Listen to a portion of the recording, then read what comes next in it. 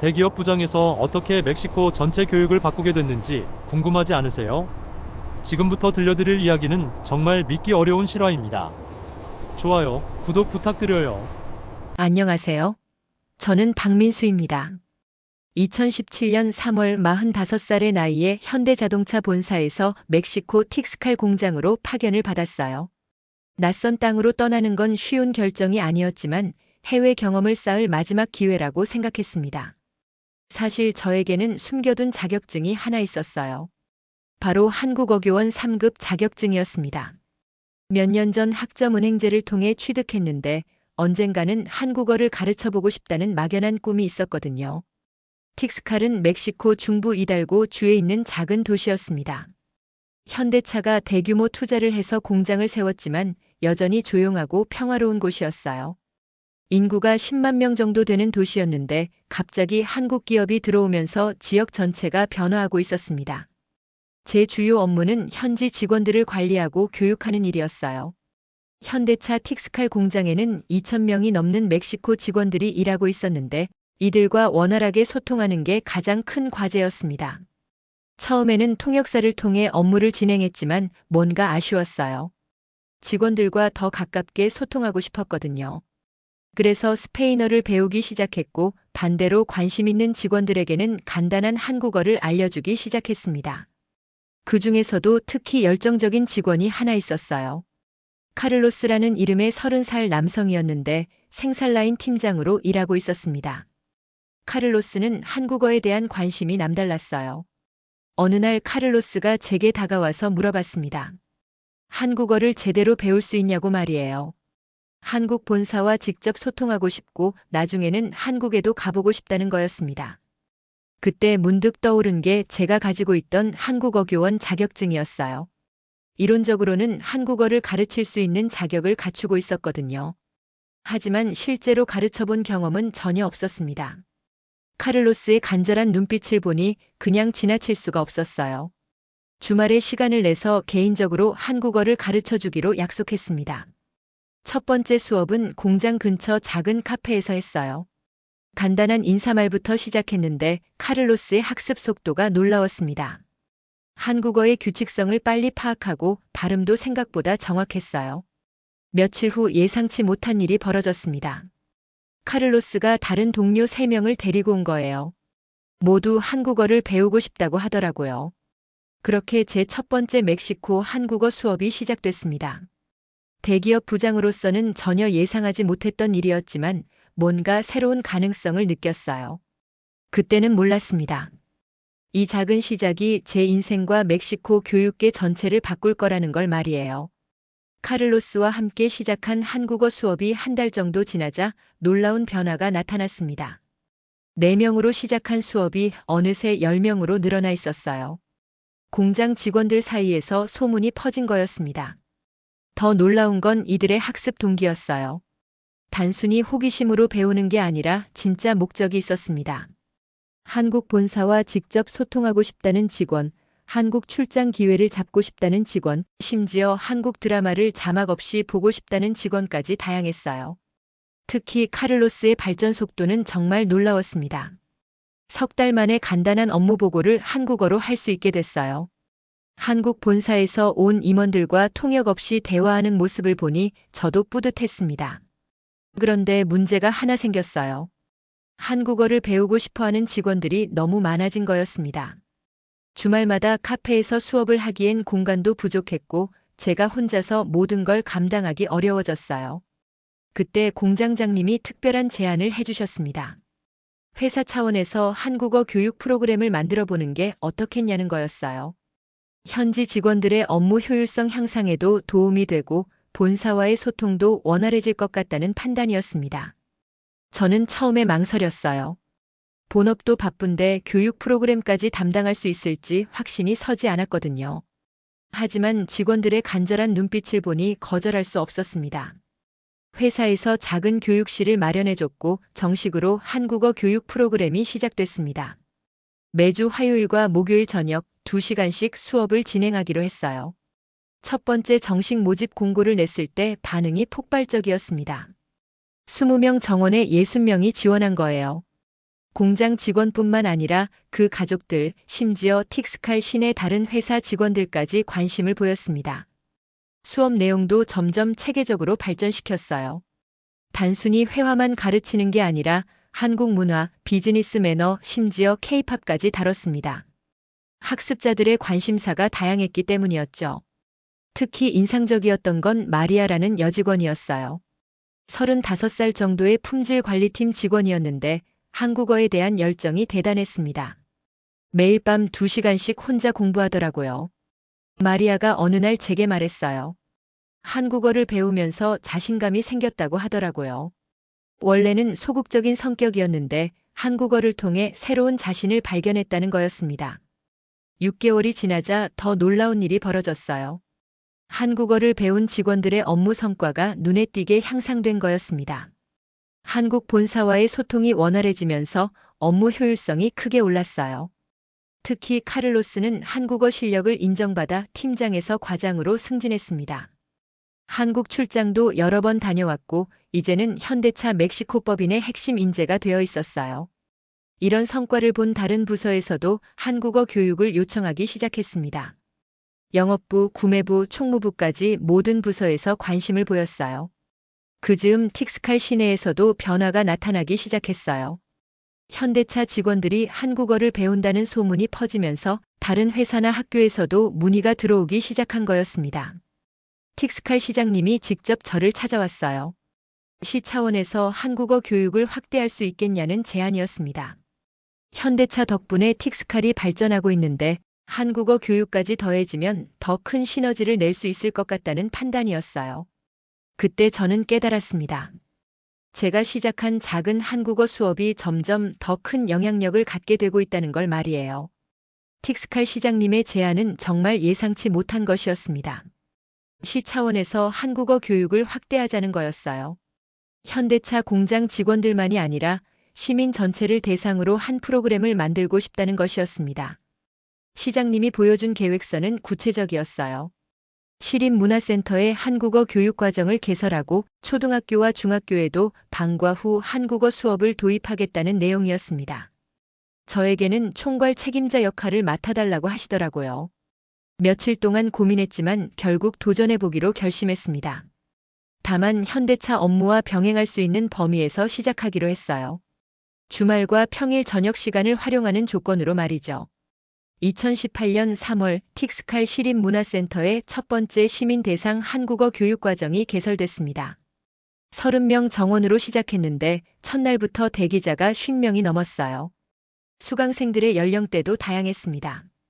고등학생부터 60대 어르신까지 각자 다른 목적을 가지고 한국어를 배우러 왔어요. 현대차 취업을 꿈꾸는 청년, K-드라마를 좋아하는 주부, 한국 문화에 관심이 많은 교사까지 정말 다양했습니다. 석 달 정도 지나자 놀라운 성과가 나타나기 시작했어요. 수강생들의 한국어 실력이 예상보다 훨씬 빠르게 늘었고 멕시코시티에서 온 기자가 취재를 하러 왔습니다. 지방 소도시에서 한국어 열풍이 불고 있다는 소문을 듣고 찾아온 것이었어요. 기사가 멕시코 전국에 보도되자 상황이 완전히 바뀌었습니다.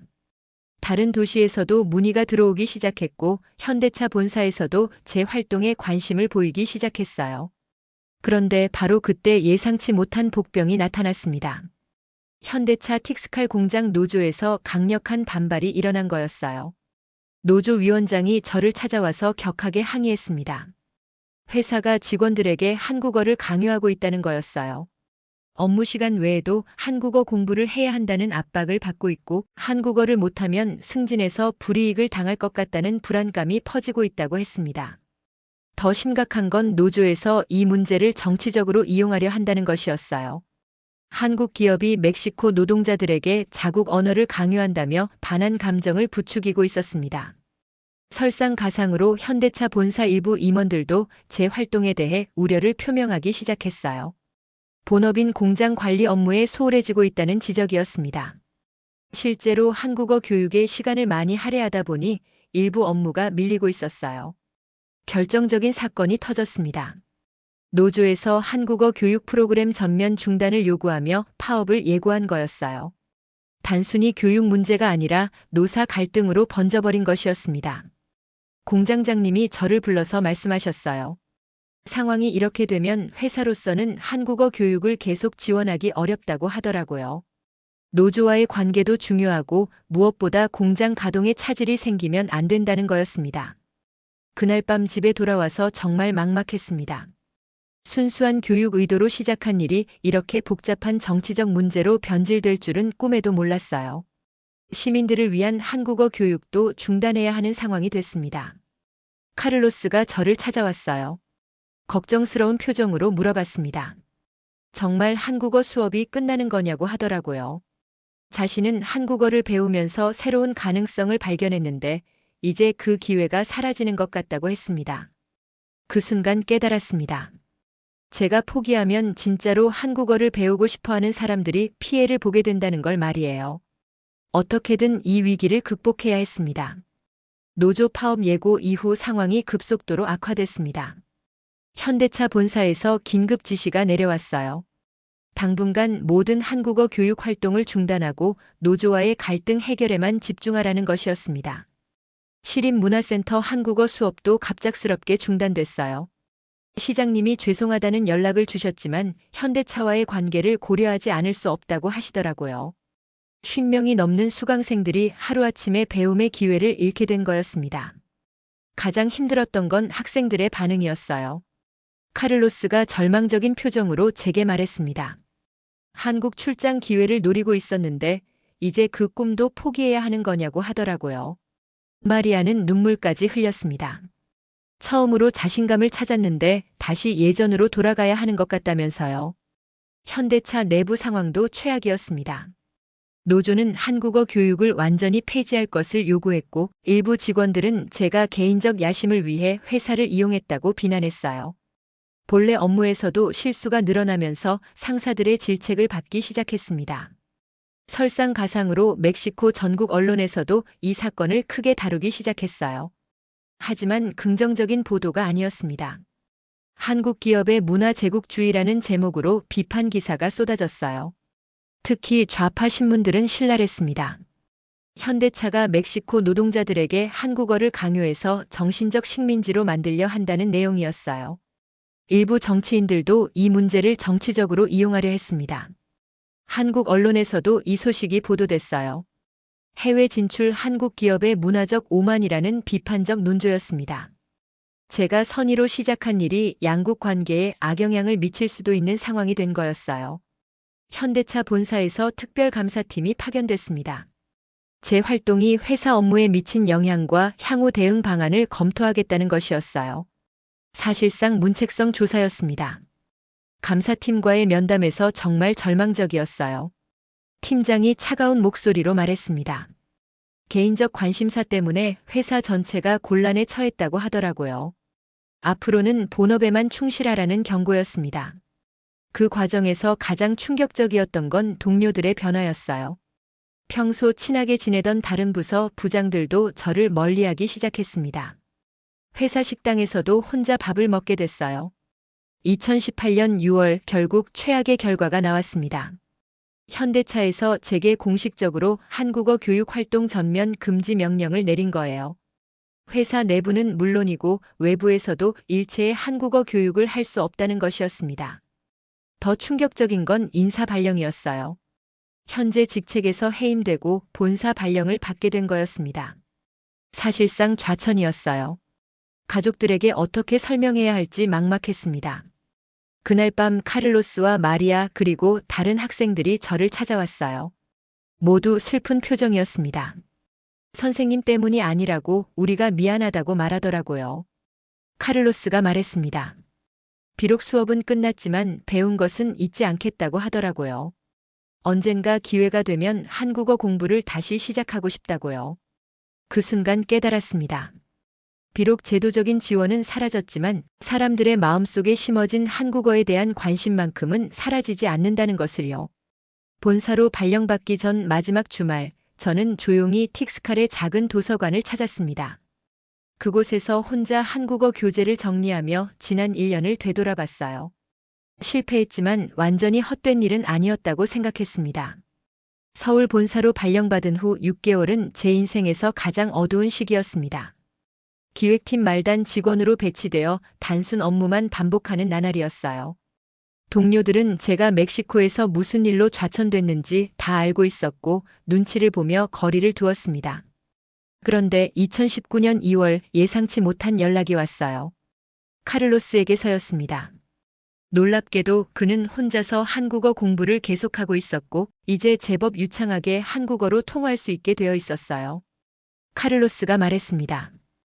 틱스칼에서 비밀리에 한국어 스터디 그룹이 만들어졌다고 하더라고요.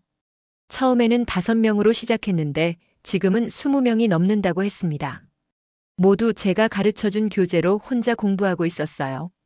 더 놀라운 소식도 있었습니다. 마리아가 인터넷으로 한국어 자격증 시험을 준비하고 있다는 거였어요. 한국어 능력 시험 토픽에 응시해서 자격을 인정받고 싶다는 것이었습니다. 그들의 끈질긴 열정을 보니 가슴이 뭉클했어요. 제도적 지원이 사라져도 배움에 대한 갈망만큼은 꺾을 수 없었던 거였습니다. 그 즈음 한국에서도 변화가 일어나고 있었습니다. K-팝과 한국 드라마의 인기가 전 세계적으로 폭발하면서 해외 한국어 교육에 대한 관심이 다시 높아지고 있었어요. 정부에서도 한국어 세계화 정책을 적극 추진하기 시작했습니다. 현대차 본사에서도 분위기가 조금씩 바뀌고 있었어요. 글로벌 브랜드 이미지 향상을 위해 해외 사회 공헌 활동을 확대하겠다는 방침이 나온 거였습니다. 그때 제게 기회가 왔어요. 사회공헌팀에서 중남미 지역 교육 프로그램 기획 업무를 담당할 사람을 찾고 있었습니다. 제 멕시코 경험을 높이 평가해서 지원해보라는 권유를 받았어요. 면접에서 솔직하게 말했습니다. 이전에 실패를 경험했지만 그 과정에서 많은 것을 배웠다고 하더라고요. 특히 현지 문화와 정서를 제대로 이해하지 못했던 점을 반성하고 있다고 했어요. 2019년 8월 저는 현대차 사회공헌팀으로 발령받았습니다. 하지만 이번에는 조심스럽게 접근하기로 했어요. 회사 차원의 공식 프로그램이 아닌 작은 시범 사업부터 시작하자는 제안을 했습니다. 첫 번째 프로젝트는 온라인 한국어 교육 플랫폼이었어요. 직접 교육하는 것이 아니라 학습 자료와 도구만 제공하는 방식이었습니다. 이렇게 하면 문화 강요라는 비판을 피할 수 있을 것 같았어요. 카를로스와 연락해서 상황을 설명했더니 너무 기뻐했습니다. 온라인으로라도 체계적인 한국어 교육을 받을 수 있게 됐다는 거였어요. 틱스칼의 스터디 그룹 멤버들도 모두 환영했습니다. 플랫폼을 개발하면서 이전의 실수를 반복하지 않으려고 신경 썼어요. 한국어만 강조하는 것이 아니라 상호 문화 교류를 강조했습니다. 멕시코 문화도 한국에 소개하는 쌍방향 프로그램으로 설계했어요. 2020년 1월 조용히 플랫폼이 오픈됐습니다. 대대적인 홍보는 하지 않았지만 입소문을 통해 천천히 사용자가 늘어났어요. 카를로스가 적극적으로 홍보해줘서 틱스칼뿐만 아니라 인근 지역에서도 관심을 보이기 시작했습니다. 6개월 후 놀라운 성과가 나타났어요. 플랫폼 사용자가 1000명을 넘어선 거였습니다. 특히 토픽 시험 준비 과정이 인기였어요. 마리아는 실제로 토픽 4급에 합격해서 인증서를 받았습니다. 이런 성과를 본 현대차 경영진도 관심을 보이기 시작했어요. 조용하고 안전한 방식으로 브랜드 이미지를 개선할 수 있다는 평가였습니다. 하지만 여전히 조심스러웠어요.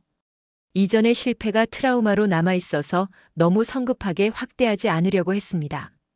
천천히 그리고 현지인들이 원하는 방식으로 접근하는 것이 중요했어요. 2020년 하반기 예상치 못한 변수가 생겼습니다. 코로나19 팬데믹으로 전 세계가 봉쇄되면서 온라인 교육에 대한 수요가 폭발적으로 증가한 거였어요. 저희 한국어 학습 플랫폼도 덩달아 사용자가 급증했습니다.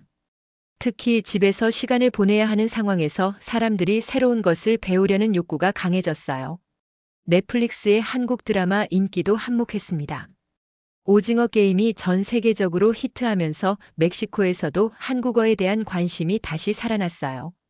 하지만 저는 여전히 신중했습니다. 이전의 실패를 교훈 삼아 절대 성급하게 확대하지 않기로 했어요. 대신 기존 사용자들의 만족도를 높이는 데 집중했습니다.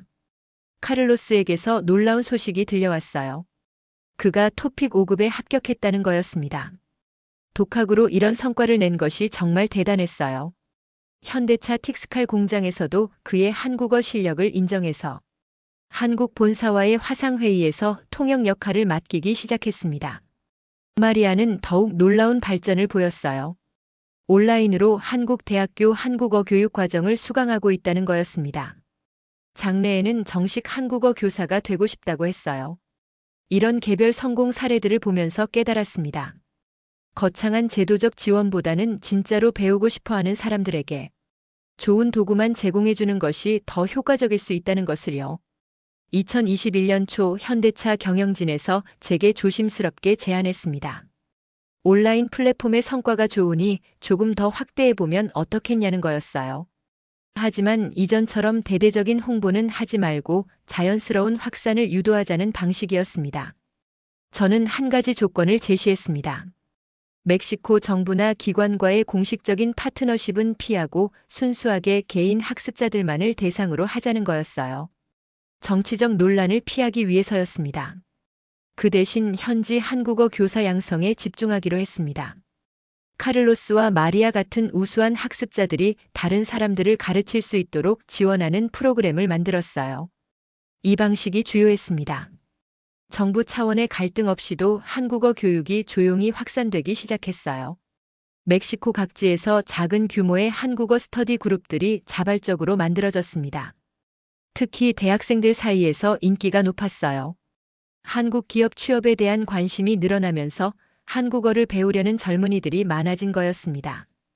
K-팝 팬클럽들도 한국어 공부 모임을 만들기 시작했어요. 2021년 말 조용한 성과가 나타났습니다. 멕시코 내 한국어 학습자가 5,000명을 넘어선 거였어요. 이전처럼 화려한 홍보는 없었지만 꾸준하고 지속 가능한 성장이었습니다.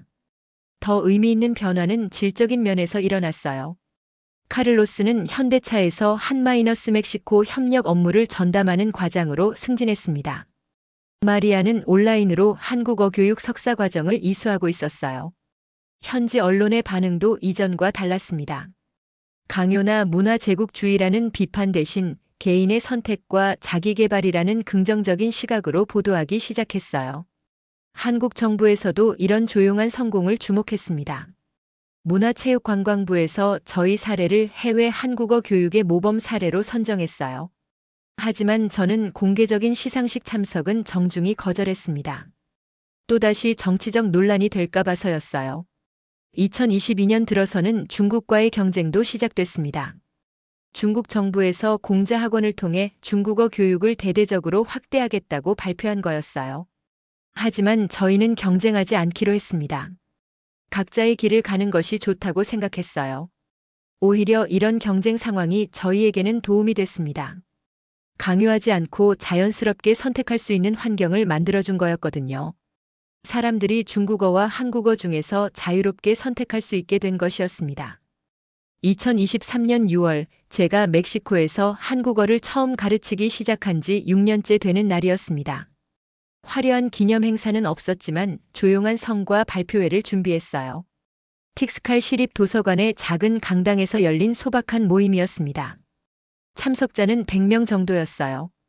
대부분 그동안 온라인으로 한국어를 배운 학습자들과 그 가족들이었습니다. 언론도 오지 않았고 정부 관계자도 없었어요. 그냥 순수하게 한국어를 사랑하는 사람들만의 자리였습니다.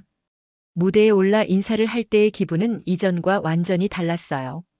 6년 전 수만 명 앞에서 성대한 축제를 벌였다면 이번에는 100명 앞에서의 조용한 나눔이었습니다. 하지만 오히려 더 진정성 있고 의미 있게 느껴졌어요. 가장 감동적인 순간은 카를로스의 발표였습니다. 그는 이제 완벽한 한국어로 자신의 이야기를 들려줬어요. 처음 한국어를 배우기 시작했을 때의 어려움, 교육이 중단됐을 때의 절망감, 그리고 포기하지 않고 계속 공부한 과정까지 말이죠. 카를로스가 말했습니다. 선생님이 가르쳐준 건 한국어만이 아니었다고 하더라고요. 포기하지 않는 법, 꿈을 향해 나아가는 법도 함께 배웠다고 했습니다. 지금은 현대차에서 한국 본사와의 모든 협력 업무를 담당하고 있고 내년에는 한국으로 장기 출장을 갈 예정이라고 했어요. 마리아의 이야기도 인상적이었습니다. 온라인으로 한국어 교육 석사 과정을 마치고 이제는 몬테레이 지역에서 소규모 한국어 교실을 운영하고 있다고 했어요. 학생은 많지 않지만 모두 진심으로 한국어를 배우고 싶어 하는 사람들이라고 했습니다. 특히 감동적이었던 건 호세라는 청년의 이야기였어요. 카를로스의 조카였는데 삼촌을 보고 한국어를 배우기 시작했다고 합니다. 지금은 한국 대학교 온라인 과정을 수강하면서 한국 유학을 준비하고 있다고 하더라고요. 행사 말미에 작은 선물 증정식이 있었어요. 현대차에서 준비한 소정의 선물을 우수 학습자들에게 전달하는 시간이었습니다. 대통령 훈장은 아니었지만 진심이 담긴 감사의 마음이었어요. 카를로스가 대표로 감사 인사를 했습니다. 어려운 시기에도 포기하지 않고 한국어 교육을 계속해 주셔서 고맙다고, 비록 규모는 작지만 정말 의미 있는 변화를 만들어냈다고 말했어요. 그날 저녁 한국에서도 이 소식이 조용히 보도됐어요. 대대적인 특집은 아니었지만 해외 한국어 교육의 성공적인 사례로 소개됐습니다. 무엇보다 지속 가능하고 현지 친화적인 접근법이 주목받았어요. 현대차 본사에서도 긍정적인 평가를 내렸습니다. 큰 비용을 들이지 않고도 브랜드 이미지를 개선하고 현지와의 관계도 좋게 유지할 수 있는 모델이라고 했어요. 저는 사회공헌팀 팀장으로 승진했습니다. 하지만 무엇보다 뿌듯했던 건 학습자들의 변화였어요. 한국어를 배우면서 더 넓은 세상을 보게 됐다는 사람들, 새로운 기회를 찾게 됐다는 사람들의 이야기를 들으면서 보람을 느꼈습니다. 몇 달 후 멕시코 교육부에서 조용한 연락이 왔어요. 저희 방식에 관심이 있다는 거였습니다. 강요하지 않고 자발적으로 확산되는 교육 모델을 다른 분야에도 적용해보고 싶다고 했어요. 하지만 저는 여전히 신중했습니다. 정부와의 공식적인 파트너십보다는 현재의 방식을 유지하는 것이 낫다고 판단했어요. 작지만 지속 가능한 방법이 더 가치 있다고 생각했거든요. 그해 말 한국 정부에서 해외 한국어 교육 유공자로 저를 선정했습니다. 하지만 화려한 시상식 대신 조용한 감사 인증서를 받았어요. 이전의 실패를 교훈 삼아 과도한 주목은 피하고 싶었거든요. 2024년 초 정말 의미 있는 소식이 들려왔어요. 카를로스가 현대차 본사 파견 근무를 확정받은 거였습니다. 한국에서 2년간 일하면서 양국 협력 업무를 담당하게 된 것이었어요. 출국 전 카를로스가 저를 찾아와서 말했습니다. 모든 것이 그 작은 한국어 수업에서 시작됐다고 하더라고요. 비록 우여곡절이 많았지만 결국 꿈을 이룰 수 있게 됐다고 했습니다. 2024년 3월 카를로스가 한국으로 떠난 지 2달 후였습니다. 저는 서울 본사에서 평상시와 같이 업무를 보고 있었는데 갑자기 비서가 들어와서 말했어요. 멕시코에서 손님이 왔다고 하더라고요. 로비로 내려가 보니 낯익은 얼굴이 서 있었습니다. 마리아였어요. 그런데 혼자 온 게 아니었습니다. 정장을 입은 중년 남성이 함께 있었어요. 마리아가 유창한 한국어로 인사했습니다. 소개해드릴게요. 이분은 멕시코 교육부 국제협력과 루이스 곤잘레스 과장님이라고 하더라고요. 순간 심장이 뛰기 시작했습니다. 이전의 악몽이 떠올랐거든요. 정부 관계자와의 만남은 항상 복잡한 문제로 이어졌었으니까요. 곤잘레스 과장은 의외로 친근한 사람이었어요. 유창한 영어로 자신을 소개하면서 저희의 한국어 교육 모델에 깊은 인상을 받았다고 했습니다.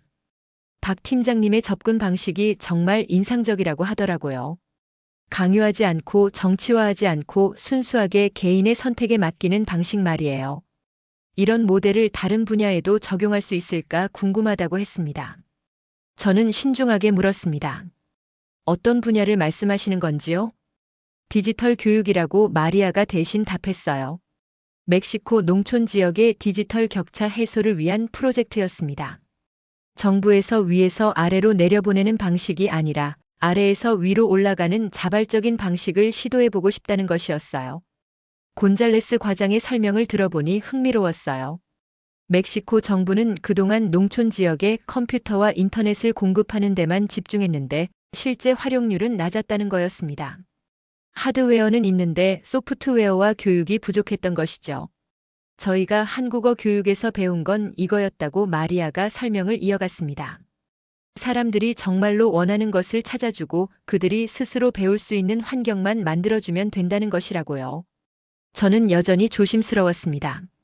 정부 프로젝트는 언제나 정치적 이슈가 될 수 있다고 말했어요. 이전에 경험했듯이 말이죠. 곤잘레스 과장이 고개를 끄덕였습니다. 그래서 조심스럽게 접근하고 싶다고 하더라고요. 공식적인 파트너십이 아니라 단순한 컨설팅 형태로 시작했으면 좋겠다는 거였습니다. 박 팀장님의 노하우와 경험을 들려주시면 저희가 멕시코 방식으로 적용해 보겠다고 했어요. 회사로 돌아가서 상사들에게 상황을 보고했어요. 예상대로 반응이 엇갈렸습니다. 일부는 좋은 기회라고 했고, 일부는 또다시 정치적 논란에 휘말릴 위험이 있다고 경고했어요. 사회공헌본부장이 결론을 내렸습니다. 개인 자격으로 참여하는 건 어떨까 하더라고요. 회사 이름을 내세우지 말고 박 팀장 개인의 전문성을 공유하는 형태로 말이에요. 일주일 후 온라인으로 첫 번째 미팅을 가졌습니다. 멕시코 교육부 팀과 몇몇 지역 교육청 관계자들이 참여했어요. 제가 그동안 경험한 성공과 실패 사례를 솔직하게 공유했습니다. 가장 중요한 건 현지인들이 주도권을 갖는 거라고 제가 강조했습니다. 외부에서 무언가를 가져다 주려고 하면 반드시 실패한다고요. 그들이 진짜로 원하는 게 무엇인지 찾아야 한다고 했어요. 몇 차례 미팅 후에 구체적인 계획이 나왔습니다. 멕시코 남부 치아파스 주의 작은 마을 3곳을 선정해서 파일럿 프로젝트를 진행하기로 한 거예요. 접근 방식은 저희가 한국어 교육에서 사용했던 것과 동일했습니다. 화려한 출범식은 없었고 마을 사람들이 정말로 필요로 하는 것부터 시작하기로 했어요. 2024년 9월 첫 번째 중간 보고서를 받았습니다. 결과는 고무적이었어요. 세 마을 모두에서 자발적인 디지털 교육 그룹이 만들어졌고 무엇보다 지속적으로 운영되고 있었습니다. 특히 인상적인 건 각 마을마다 다른 방식으로 발전하고 있다는 점이었어요. 어떤 곳은 농업 정보에 집중했고 어떤 곳은 소상공인을 위한 온라인 마케팅에 관심이 많았어요. 이 프로젝트를 진행하면서 저는 새로운 가능성을 발견했어요. 그동안 쌓은 경험과 노하우가 한국어 교육을 넘어서 더 넓은 영역에 적용될 수 있다는 것이었습니다. 그해 말 카를로스에게서 연락이 왔어요. 한국에서의 업무가 잘 되고 있다고, 그리고 놀라운 소식이 하나 더 있다고 했습니다. 현대차 본사에서 그에게 멕시코 법인 임원직을 제안했다는 거였어요.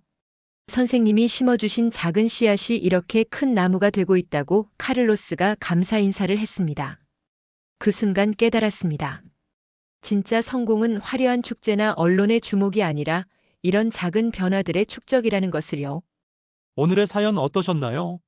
좋으셨다면 감동 담담 구독, 좋아요 부탁드려요.